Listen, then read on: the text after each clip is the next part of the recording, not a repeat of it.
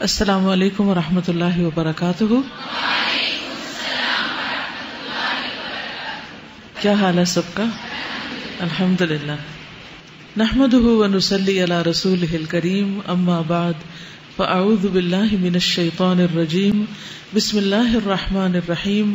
رب اشرح لی صدری ویسر لی امری واحلل عقدۃ من لسانی یفقہوا قولی. آج ہم تھوڑا سا صیام الشوال کے بارے میں پڑھیں گے کہ رمضان گزر جائے تو پھر ایک دم سب کچھ نہیں چھوڑ دینا بلکہ پھر بھی کچھ روزے رکھنے. بسم اللہ الرحمن الرحیم. شوال کے روزے. رمضان اور عید گزرنے کے بعد شوال کے مہینے میں 6 روزے رکھنے کا اہتمام کریں. حضرت ابو ایوب انصاری سے روایت ہے کہ بے شک رسول اللہ صلی اللہ علیہ وسلم نے فرمایا، جو شخص رمضان کے روزے رکھ کر شوال کے مہینے میں 6 روزے رکھے اسے عمر بھر کے روزوں کا ثواب ملتا رہتا ہے. گویا آپ نے سارا سال روزے رکھے. ایک نیکی 10 کے برابر ہوتی ہے. اور اس طرح اگر ہم دیکھیں 30 روزوں میں سے اگر ہر روزے کو 10 سے ملٹیپلائی کریں تو کتنے بن جائیں گے؟ 300. اور 6 روزے جو آخری ہیں 60 ہو جائیں گے. سال میں کتنے دن ہوتے ہیں؟ تو گویا آپ سارے سال روزے سے رہے. تو عموماً ہم رمضان کے سارے رکھ لیتے ہیں لیکن شوال میں پھر سستی ہو جاتی. تو آپ نے پہلے سے ہی نیت کر لینی ہے اور پلان بھی کر لینا کہ کب رکھنے، تاکہ اس ٹائم کو آپ پھر اور چیزوں سے فارغ رکھیں. ایک اور جگہ پر فرمایا، رمضان کے روزے 10 مہینے اور شوال کے 6 روزے 2 مہینوں کے برابر ہیں. اس طرح یہ 1 سال کے روزے ہوں گے.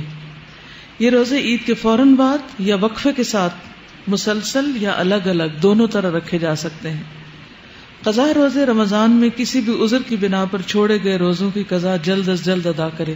یعنی سفر کی وجہ سے یا بیماری کی وجہ سے اگر کوئی روزہ رہ گیا تو فوراً بعد میں رکھ لیا جائے، کیونکہ رمضان کے دنوں کی گنتی پوری کرنا ضروری ہے. لیکن یہ روزے شوال کے نفلی روزوں کے علاوہ رکھے جائیں گے. یعنی یہ نہیں کہ آپ شوال کے اور قضا روزے اکٹھے کر دیں. 2 نیتیں ایک روزے میں جمع نہیں ہو سکتی. آپ یہ نہیں کہہ سکتے کہ اللہ وہ جو میرے پیریڈز کی وجہ سے روزے چھوٹے تھے وہ شوال میں بھی آپ کاؤنٹ کر لیں کیونکہ میں شوال میں قضا رکھ رہی.